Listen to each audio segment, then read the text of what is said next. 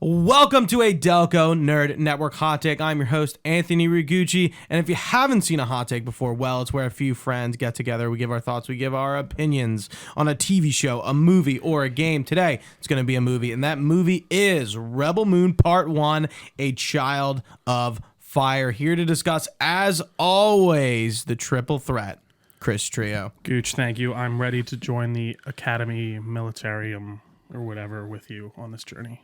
Cool. Yeah, sure. I'll join the military. I guess this is fresh information. Yeah. We didn't see this movie together. No, we did not. We haven't. We busted a lot. No, you busted a lot of balls about it in the Discord, which you can join in the description of this podcast. Please do. We love to see it. And you know my opinions a little bit because Sure. I watched it before you, and I just said, we were talking in the Discord. But what did you think about Rebel Moon, Zack Snyder's new Netflix original? I did not like it.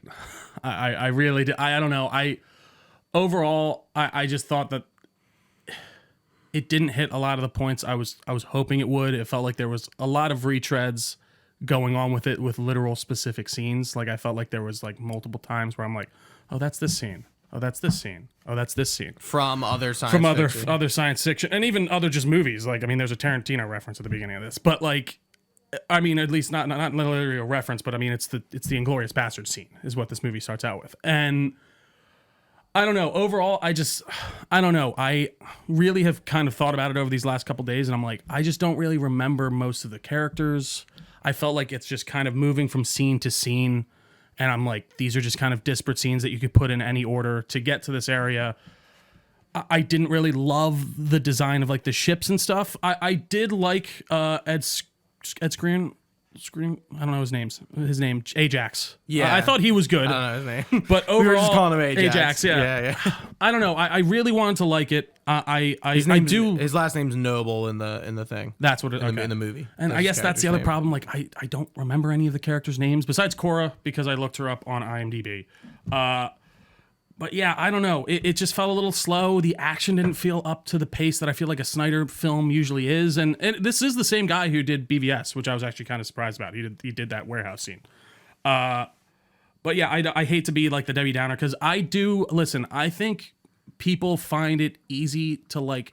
I think it's almost like the cool thing to dump on Zack Snyder. Genuinely. It's not. And I think it's a very cold take to have a negative opinion. And listen, about Zack Snyder at this point. I think over half of his movies I thoroughly enjoy, and I think he has an eye for visuals that is second to none in a lot of ways. Mm-hmm. I just think when you hand him the reins on the story completely is where you seem to lose me a lot. And it was the same with Army of the Dead. But I don't know. I wanted to like it a lot, but I really kind of found myself. I didn't walk away from it like, man, I fucking hate this, or like, this is a stupid movie. And like, again, I think there is this like weird thing to be like, it's completely okay, I feel like, within Hollywood critic circles to like, Zack Snyder's like a film student who doesn't even know the proper blah, blah, blah. I'm like, all right, let's relax. That's not like that. Like, it's not like I'm trying to think of another movie. But yeah, Gooch, overall, I'm sad to say I was a little bored. I found it a little long. And I wish he would punch up the color a little bit. Just sometimes. I get it. That's the aesthetic he's going for in a lot of respects. But like, there were some really good. I didn't find it that muted. There were some shots where it wasn't. There were some really cool shots, like the beginning scene where she's kind of looking out on the farm, and there's like this swirling gas giant in front of her. Yeah. And again, I think there's some really great visual moments, but I do think it kind of falters in some other areas. Like there's one planet you go to near the end with all the rebels on it. Yeah, and the where king. we meet the blood axes. Yes, yeah. And it just felt like barren and weird. And that was the one planet where I was like, this is clearly a set. It's just and like, not even a set. It felt like the volume, like almost. Yes, yeah. Everything else was fine, but that one planet, I was like, yeah, maybe this is where they didn't want to do practical, or they couldn't do practical, or they were just trying to do another. Like, let's just do it on a green screen. And I was like, okay, sure, fine. But, and like, that's like, so like, again, I want to preface this. I fucking love some of Zack Snyder's films. I think he does an amazing job. Watchmen's one of my favorite films. And I think that's one of his best films because he can apply his visual style to it and it really fits while not being able to really kind of mess with the story a lot. And of course, there's changes in that and such to the plot. But yeah, Gooch, I was a little disappointed. I'm happy to hear that like how your watch party went though. I hope people enjoy this. What did you think overall? Yeah, I was pretty whelmed. I really, which means I was satisfied, Sure. but I wasn't overly satisfied, and I wasn't You weren't like blown away, but yeah, right, yeah. like definitely right in the middle. And I really enjoyed it. I think the movie is a bit different in the way it's structured and paced and the way it's told. Also, being introduced to new sci-fi and new worlds is very overwhelming and not common anymore. I feel like it's like think about how many movies you're watching where you actually need to be explained like almost everything in the world. No, it's true. It's completely new. It's completely original. So we'll give this that. is the first. Like, there's nothing else. Like, this is it. So, Can I ask you a quick question? I'm sorry to interrupt you. Is this the regular universe? Is this like our universe, like in the future? Oh, I don't know. I don't think so. I'm sorry. I didn't mean to Yeah. continue. Yeah. So, like, I did think that the first scene is a big exposition, and then there are other scenes with big exposition dumps, and I kind of understand why. Zack Snyder is building this Rebel Moon universe, which I think is pretty cool. You mentioned that like you felt like the scenes like were from other stuff. For those who don't know, this is like the easy fun fact of the movie. This was a Star Wars script, and I think that's readily apparent. Oh, 100%. And I think that's fine. Like, I like a lot, in our group chats and stuff, people were like, it feels like Star Wars. I'm like, yeah, it was. So, like, why is that a bad thing? That it feels like something else? I don't really necessarily think that's a bad thing. It seemed that this movie just felt like a big influence of like what has come before, just like most things are. Absolutely. Imitation is a form of flattery. 100%. When people copy off of things, and it's like, and that's fine. And like its plot necessarily doesn't feel like Star Wars 1-to-1, but you can see the DNA there, and I like that. Like, like Korra is kind of like a Luke-esque figure in a way, in a very loose way. For sure. There's Luke DNA there. The Imperium is like the Empire, except Snyder really dipped in on the Nazi uniforms and the Wait, they're inspired by Nazis? emblems, and I thought that was awesome. I love the costume design, the design of the characters. Everyone looks really fucking cool. Very Warhammer 40K. With I was gonna say, yeah, it does feel like very, even with the like Latin in the names and stuff. Yeah, it's fantasy enough, but it also looks real. But it definitely doesn't look like a gun we'd be carrying on the field of battle in 2023. I like the plasma effect. I will say the shooting effect. Yeah. There was something about the dress and the aesthetics and how you feel like that planet is just a farm planet, very primitive in the beginning, but then we get to like another planet that has nothing to do with the other planet, just like in Star Wars, where it doesn't seem like these planets are like talking to each other that much, and their societies and their cultures are disconnected.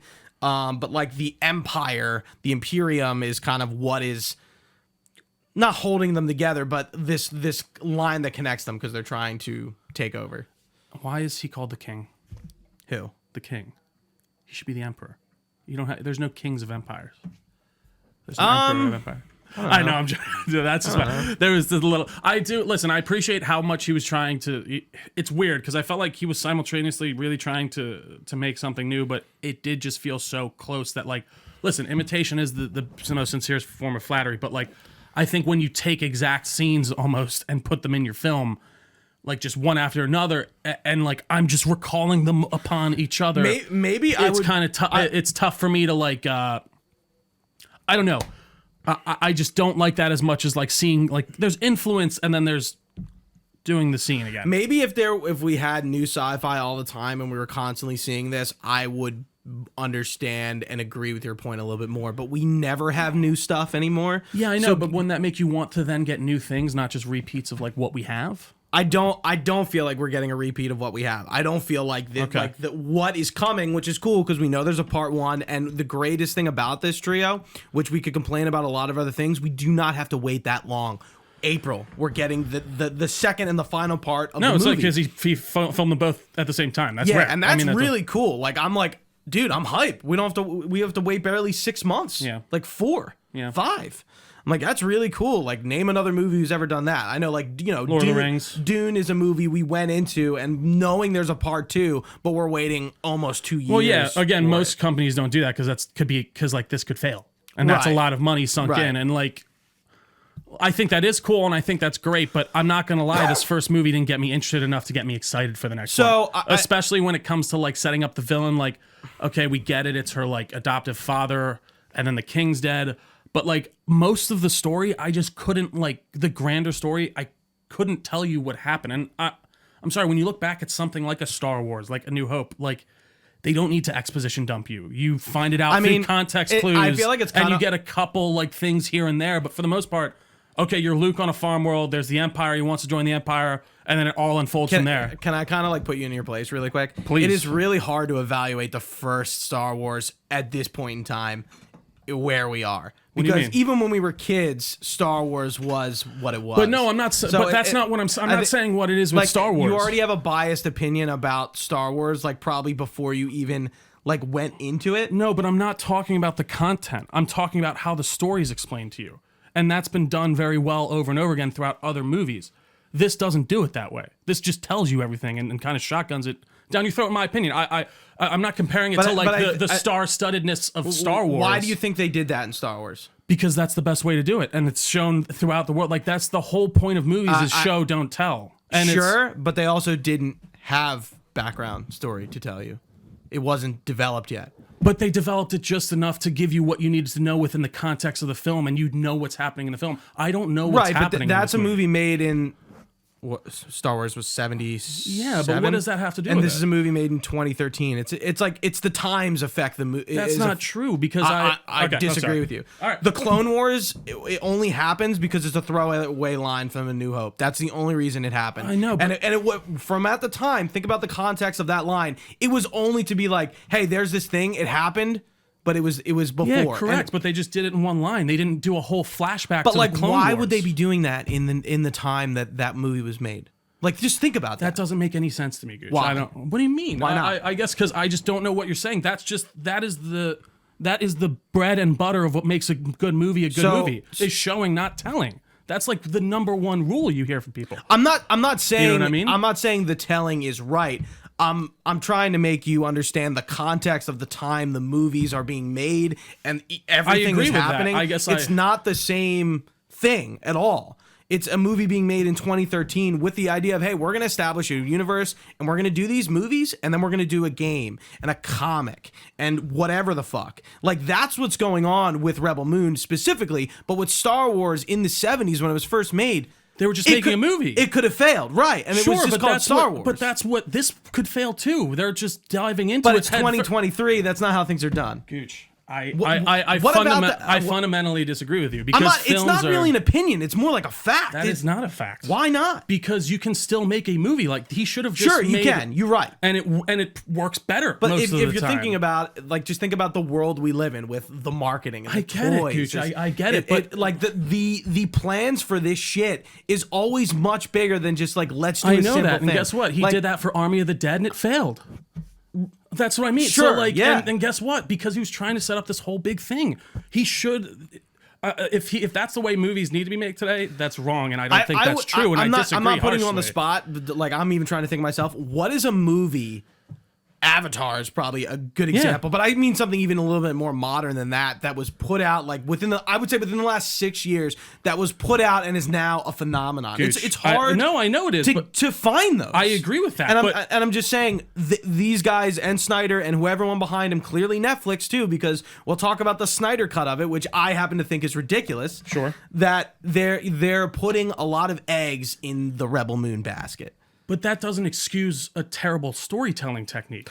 I think we're gonna have to agree to disagree on this one. I fundamentally disagree with that, and I think that you need to show and not tell. And I don't think that just because that was made in 1970. I think Avatar is a great modern example of that. I realize that's 10 years ago, but like, they did that movie well. They created a franchise well by showing and not telling. That's my opinion. I don't think that it is a fact that it's. I also feel like, and this doesn't excuse it, because I do think that the character narrative is definitely not the focus of this part, which is weird because you're getting everyone together, right?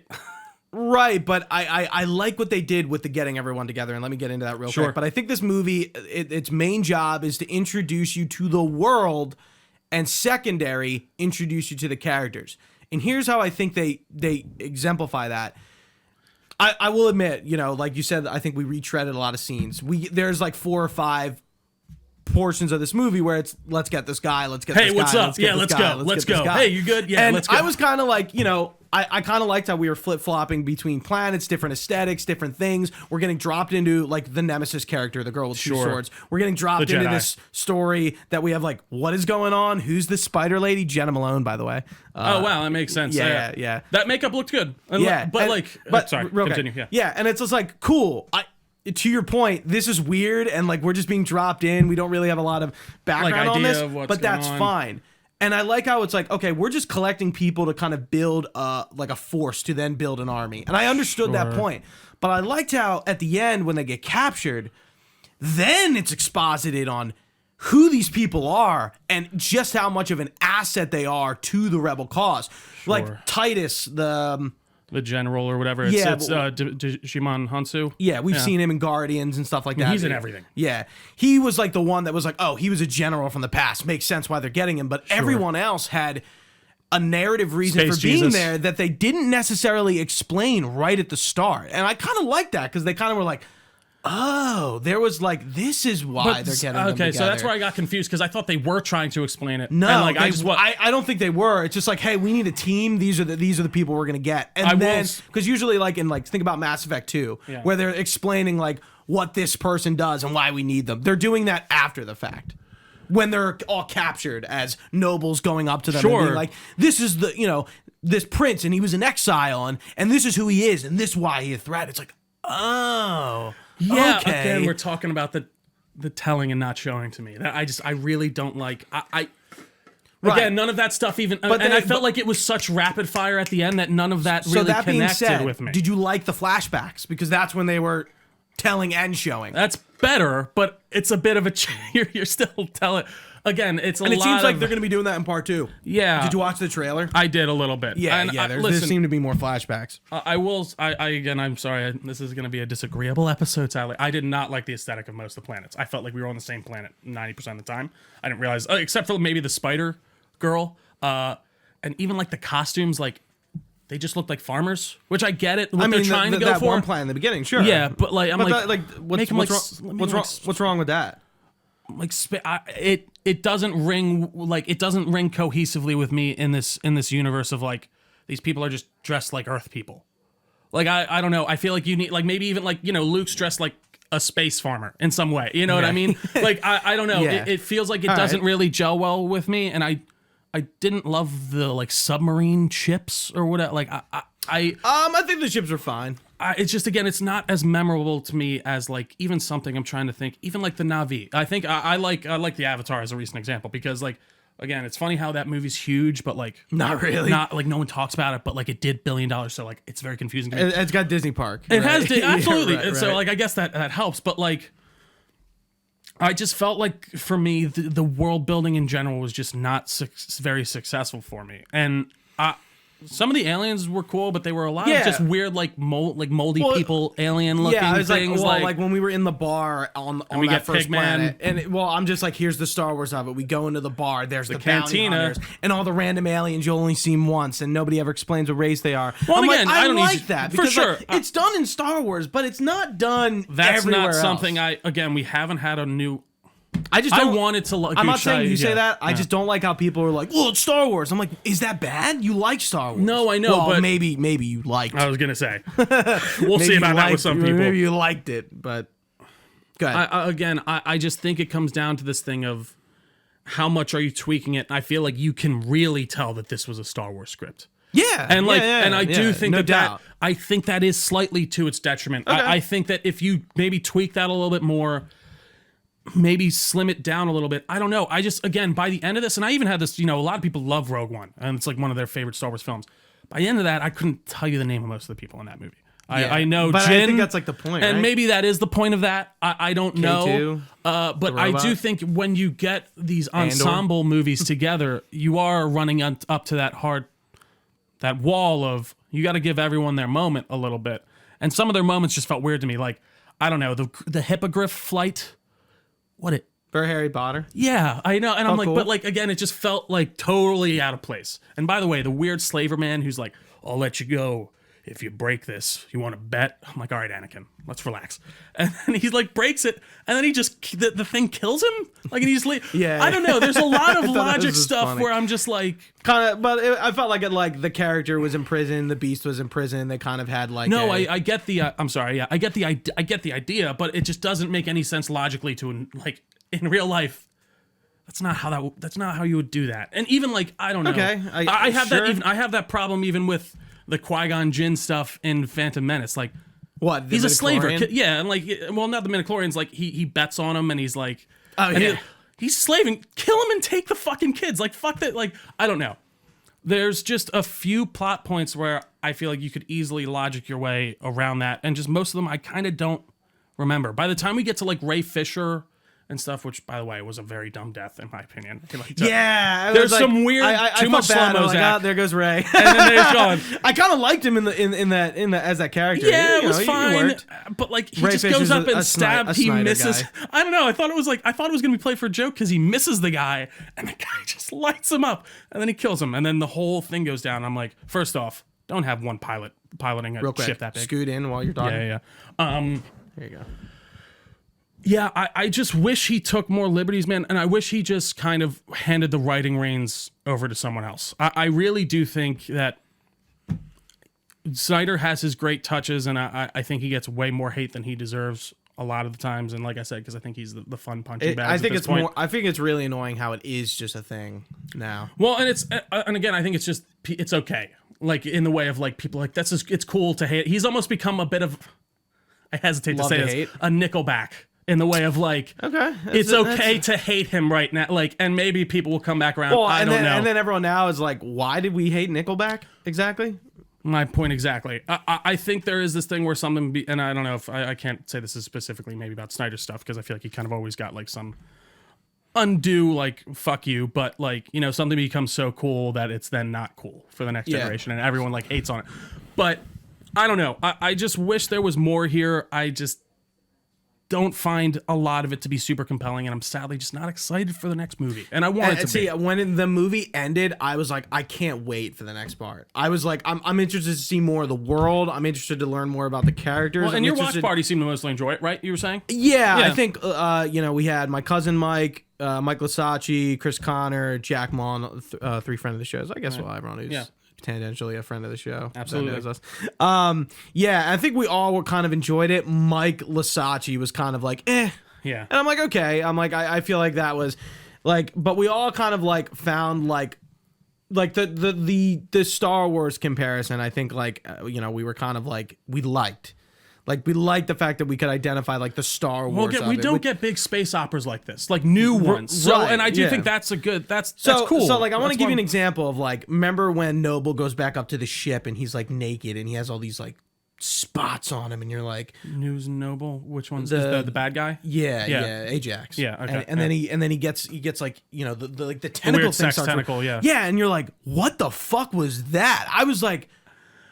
Again, like I was just like, this is like I don't even like, I don't need that explained per se, but I thought it was just so, like, I'm like, what is this? Is so weird. No, yeah, this is so interesting. Like, but like, you know what does the same thing? Dune. Yeah. And almost to a point where I remember sitting in that hot take and I'm like, Trio, I don't even know what a Bene Gesserit is. You know, they're using a lot of these words and this terminology that there's no possible way any human being would have context for sure, out of context. You know, like definitely. I don't know. Like if you called like somebody a monk, I would understand what that is without you having to explain it. Because I know what the word means. Yeah. But when you have all this space terminology, and I feel like Dune is a sci-fi movie for the book nerds, for sure, because they don't explain all that stuff. Like maybe Zack Snyder is doing as like, let's talk about the Imperium and who they are and what they did and how they do it and their king and the daughter. They have to do. They're going out of their way to do that almost because.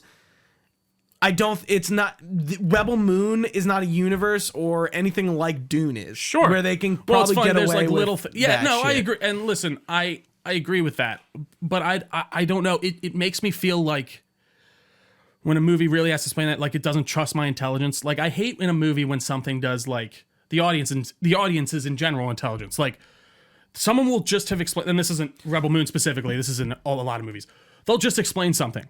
And then a scene later, another actor will then restate that thing, just in case you didn't get it. And I'm like, Yeah. I know. Like, I was watching Shazam, a new one, and they explain the whole thing. And then the next scene is Zach Levi saying it again. And I'm like, are you guys meant like saying it even in even simpler terms where it's like, okay, idiot, do you got it? Well, let me, to your point. Yeah. Isn't that why you're annoyed about, well, let me actually back up. Yeah.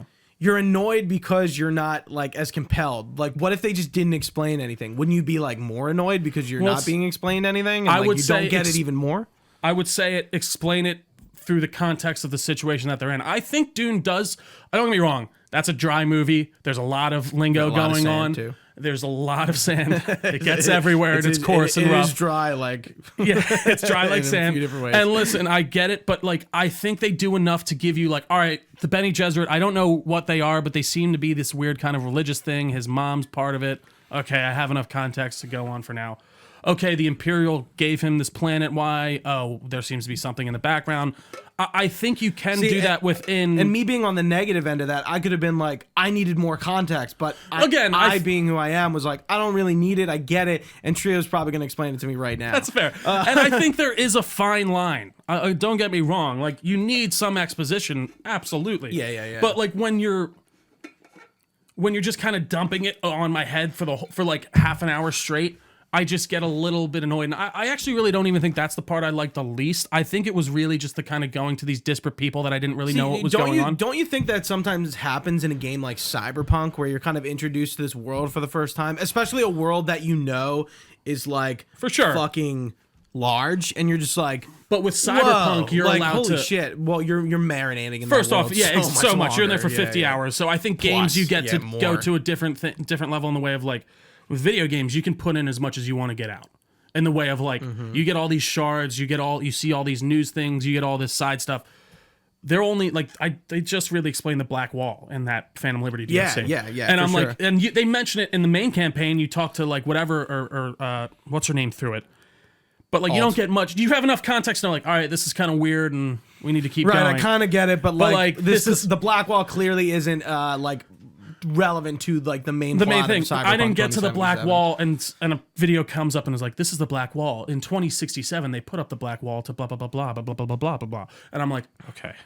But again, I do think you're getting into a different situation, especially with video games. I am really enjoying this conversation, even though we're quite divisive. Sure, I think like we got heated, but I like the heatedness. Yeah. I like we you know. But sometimes I was fine. No, absolutely. I think there are just certain times where, in general, with life, you especially with I will call this stupid shit. You gotta agree to disagree in certain ways. I think we're having a bigger conversation of what it's like to introduce new worlds and universes when we are really used to being in known worlds and universes. No, absolutely. And how exactly you go about that in a movie format. For sure. Fuck video games. We're talking about movies. Like it's hard. I think it's clearly a challenge. But I appreciate, like, just like you're saying, we don't have a lot of space sci-fi stuff. And like truly trying stuff in a new franchise. I'm just willing to like kind of maybe set aside some like normal gripes, plot holes, issues, whatever you want to call them. Sure. And just kind of accept what I'm watching as it is, which is funny because I think I do the exact opposite with Aquaman, and we're going to talk about that in the next review. So, you know, if you're watching Rebel Moon, Aquaman review, it's Rebel Man or Aquamoon today. Right down the pipeline here. But anyway, and I was so much more willing. Plus, Zack Snyder, like, to just accept maybe some issues that are going on here. And you know what's funny? Like, I think about the Snyder Cut a lot normally, but I've only seen that movie once, and I don't like. I think like right now I like Batman. I still like Batman v Superman more. I mean, but I've seen Batman v Superman like 7 times. Yeah, I do think I'm just like, I think I gotta like I think I would like to watch Rebel Moon again. I think it's 2 hours, 16-minute runtime is advantage to that. And can we talk about the Snyder Cut marketing? Because I feel like Netflix really tried to take advantage of that beat that 100% that just kind of naturally the director's cut happened. for sure. And it's clear. Okay, we have 2 parts of this movie. Imagine if this was one movie and it was 4 hours long. It probably would have been. I think we'd be having a different conversation. I just don't think you. Well, I think most people wouldn't watch it. Genuinely, I think the Snyder Cut is. I don't know. I'd say that, but the Snyder Cut is such a specific thing, and especially for Justice League, because they literally were like, listen, he used like almost all his film, like, and that's rare. No one, you overfilm obviously so that you have coverage for everything and all that. And I think he was let off the leash to the point where they were like, do whatever you want, make it as long as you want. It's on a streaming platform for Snyder Cut. Like, you have free reign, whatever. Whereas I just don't think you can, if you, there's a 3-hour version of Justice League, or even 2 hours 45 that you could, that you could have put into the theater that would have been, I think, even better, because it kind of condensed things down. Whereas this, it does feel like there is just like stuff missing in the way of like who these people are, and I get they kind of give that exposition at the end, but like, again, I just don't remember much of it at all. Like, I really am trying to recall a lot of it in the way of like the grander universe. Overwhelming. And that's what I mean. I think that's why like they give you a bit too much to chew on. And I think that, I know you're saying Star Wars is made in a different time, but like that blueprint, the reason it lasts for so long is because it's what people strive to go for. And simplicity, and I don't mean literally often works more than complex complex things. And exactly. And like, I don't even necessarily call it like simplicity. It's just like, it's straightforward. It's just kind of a straightforward thought in the way of like, we're moving from A to B to C, and these are all connecting to get to this endpoint. Whereas this one, I get the idea of where we were going, but I just felt like we were so scattered and had so many characters that I just didn't know what was going on. And the context for the universe was a little bit lacking until I got beaten over the head with it. By the way, what the fuck? My favorite part, my favorite aesthetically looking thing, the robot for sure. Oh yeah, Anthony Hopkins. Where'd he go? I thought he's coming back. I know. He's going to be in the second part. But like, what happened? I don't know. It was just funny because I like had, by the end of the movie, absolutely completely forgot about him. And then they showed him and I was like, oh, there he is. And I think this shows you that like Zack Snyder developed this as one thing, and then it got cut up into two things. And now we'll get it as a third thing again. So once both parts are out, which I'm glad they're doing it this way and not like releasing like the Snyder cut of part 1 like a few weeks after part 1 comes out. Once both parts are out, the Snyder cuts of both parts will then release. And I'm like, okay, that's the good way to do it. But like, why aren't we just getting the Snyder cuts first? And that's only the parts we're getting, and I really think, I'm sorry. I think Netflix was like, hey, listen. And like lined out a plan for him, and he was like, yeah, okay. I'm sure they asked him. They were like, do you want, like, hey, we'll do a Snyder cut on this one. You want to do that? And he was like, yeah. Yeah, and I'm sure he was like, yeah, that was cool. That sounds fine. Yeah. But like, it just doesn't work on a streaming platform to me. Like, in the way of like how that, he could do whatever he wants. I genuinely think that he should, and I think he could have. I think he could have been like, I want to make this rated R, and this is gonna be a 2.5 hour movie. And they would have been like, okay. And you did see the parts where like what's his name? Kai. By the way, didn't see that twist coming at all. That was probably my favorite part of the movie. I thought that was a good one. And when this character I hate, by the way, guy who played Jimmy Olsen in BVS. Oh yeah. Was the farmer guy who I hated that character. The guy who likes Cora and he comes with them and he's like, why is he even here? He plays who? He plays Jimmy Olsen in BVS. Oh, he does? Yeah. Really? Oh, that's Snyder, so funny. Snyder guy. Yeah, so coming back. And he, how he's going to kill Cora with the gun thing. By the way, love the tech in this movie. But like, I like the Scorpion torture bots. Yeah. And he's putting the needle through her back and he turns around and gives it to him. In the Snyder cut, we would have seen that. Yeah. There's clear that like there's the violence a lot is of bloodless violence. Which kind of sucks. Great segue. I did want to talk about the action. I agree, not enough, but I think we're going to get more in part 2. No, I don't even think not enough. I think not good. I did not like it. Did the slow-mo kill you? There's a lot murdered of it. me. But then also there's a lot first, of it. like, at some points I was like, all right, that's a lot. We always come back to it. That BVS scene of Batman in that warehouse. There's not a lot of slow-mo in that scene. No, there isn't. I feel like after BVS is where I feel like he really started using it a lot. I mean, it's in 300 a shit ton. No, that's true. I forgot about 300. But and Watchmen. But like less so. Sorry. Yeah, for sure. No, you're okay. Yeah. It definitely is though. There's a few, especially in the beginning when in 300 it's like every scene. No, 300 I forgot about. But fucking shield bashing people. I don't know. The Batman versus that Batman fight in the warehouse, he juggles all these people. You never feel like anyone has a shot on him to take him down. I mean, sure, he gets shot in the head, but I guess he has bulletproof armor. But in this, like that scene when she's going through the farmhouse at the beginning, I'm like, she could have been shot there. She could have been shot there. Oh, yeah. She could have been shot there. And I one of the cliches I hate in a movie. Stormtrooper types? Not stormtroopers. When someone has a gun right to someone's head. Like, and they get out of it. And they fucking, you're dead. I'm sorry. That never happens. That never will work. If someone has a gun to your cranium and you try to flinch and get that up, they are lighting you up in the head. You're dead. So please, can we kibosh that fucking cliche? Other than that, yeah, I don't know. There was a lot of slow-mo. It wasn't.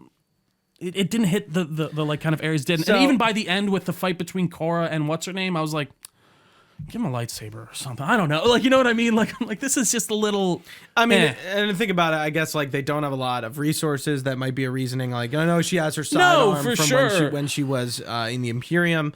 But you know, I don't think they have a lot of resources, at least till the end, because you can see that one king is supplying the rebels definitely with what they need. But I like how, like, at the first, I'm like, wait, is Cora this rebel blood axe person? Yeah. I like how, like, I kind of didn't know exactly where she fit in the rebellion, and like, oh no, she's not a part of it at all. Yeah. But she's going to be a part of it and join like the rebels who are kind of doing their own thing. I love in the opening monologue where he's like, they get to like a rebel, the rebel. Like I'm like, that's cool. I really like that.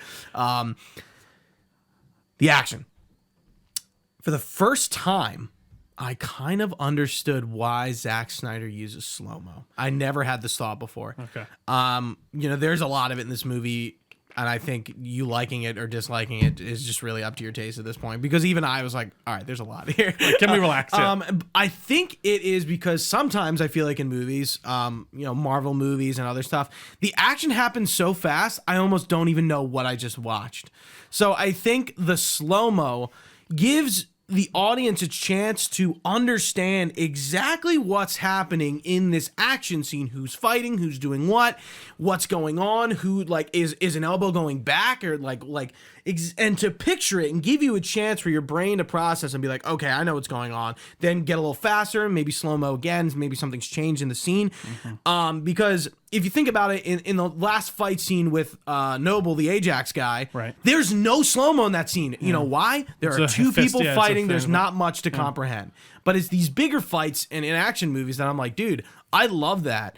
But I don't know what the fuck just happened. John Wick, I think, does a really good job of making very complex battles very simple, because it's just John Wick, that's all you're focused on. And then like 2 or 3 people are coming in, he's bashing them. Then 3 people come in, they're dead. And it's never like 17 guys entangle him and he's fighting them all at once. Like the battles are like digestible. Yeah.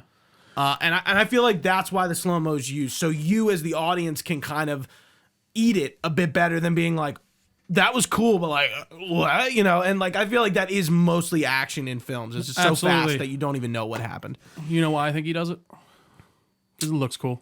Yeah, but no, also, I'm joking. Like, no, there are some shots that look cool. I think that makes sense. It's more cinematic. He actually watched this thing where he was talking about tips about like filming stuff on your phone and what you can do as like, hey, you're just using your phone. Here's some things you can do that make you look cinematic. And he was like talking about slow-mo. And he's like, yeah, put some slow-mo on this and it looks cool.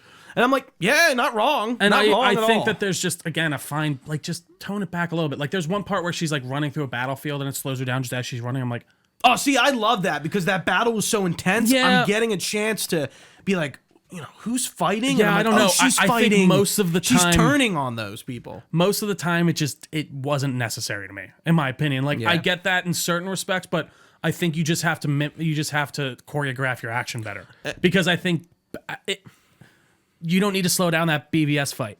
No, you don't. You don't need to swear down that warehouse fight. And you're also getting a chance to look at the characters, look at their makeup. Again, it's a moment of like, Sophia, what's her name?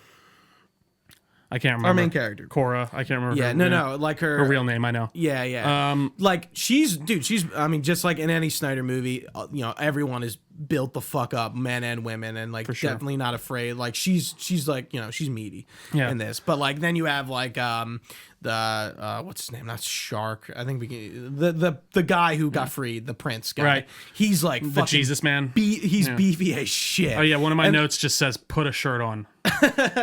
And there's some other characters like when they get to the gladiator world with Titus, and there's like beefy people in that. I'm just like, I love beefy Snyder people. To go back to the costumes, I did not like the weird turtle like shell stormtroopers. To be honest, I didn't like their uniforms. I was like, what's going on? That's like Nazi.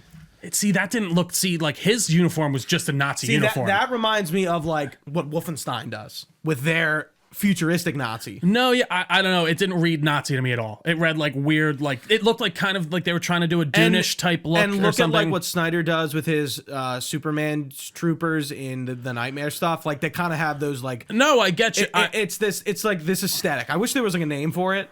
I don't. I see. I think German punk. I think that aesthetic it looks very different from like even the BVS stuff. Like I don't know. It just didn't really. That overall design just didn't like ring well for me. Like I don't know. It doesn't look as iconic as like even not necessarily a stormtrooper, but just like I don't know. Even just the rebel officers.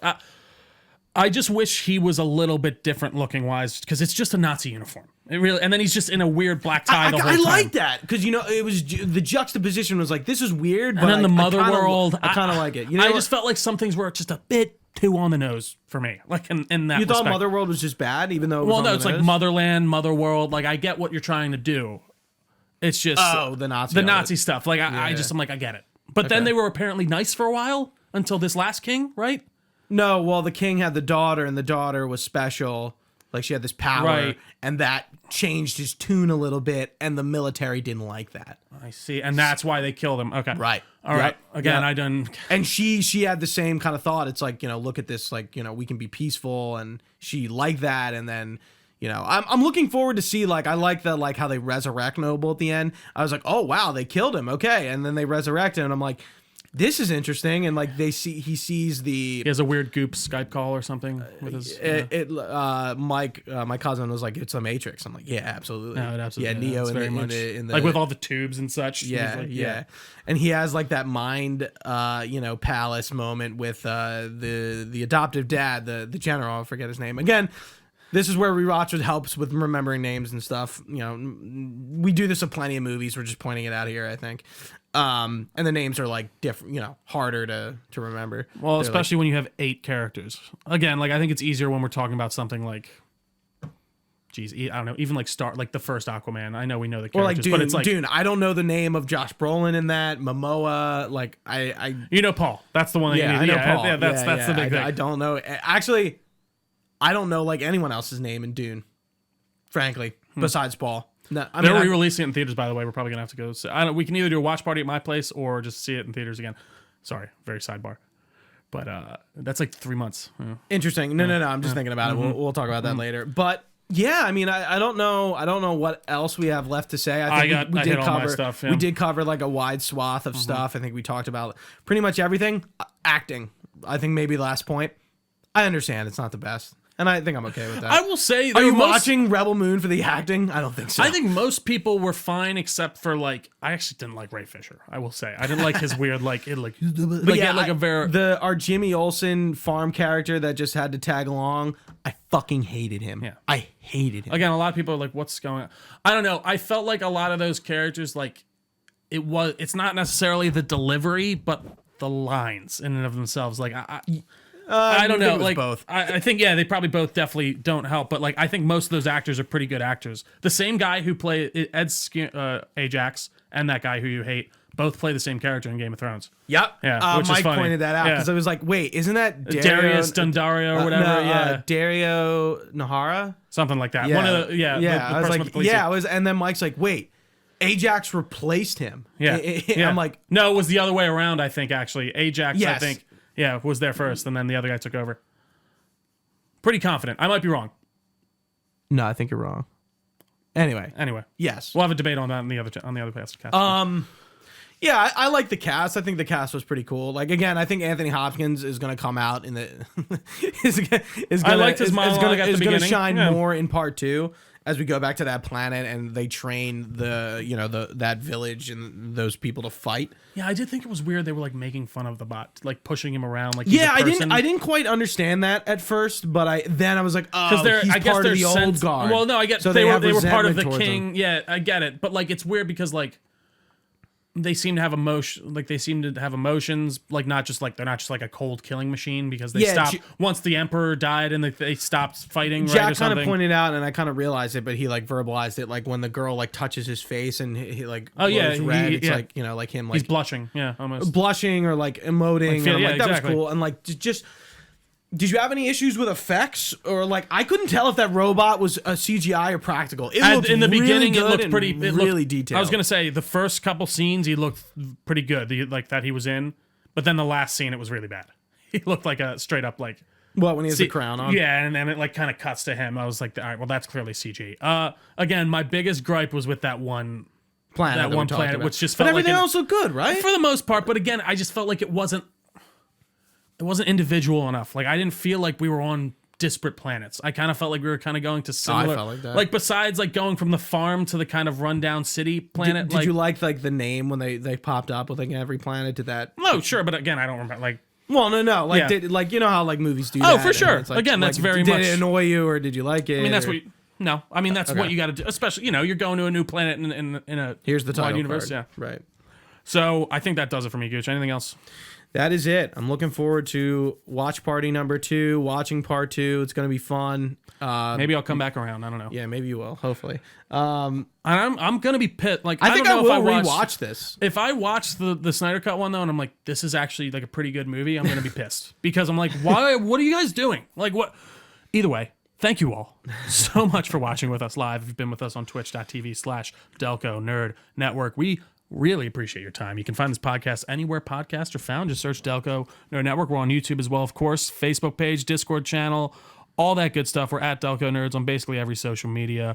You can find all this information on our website, delconerdnetwork.com. You can even email us your comments, questions, or concerns to delconerds@gmail.com. We'd be happy to get back to you. And if you could like, comment, share, subscribe, tell a friend, goes a long way. We really appreciate your support. But for Gooch, I've been Trio. Thanks for watching, guys. Stay nerdy. We will see you next time.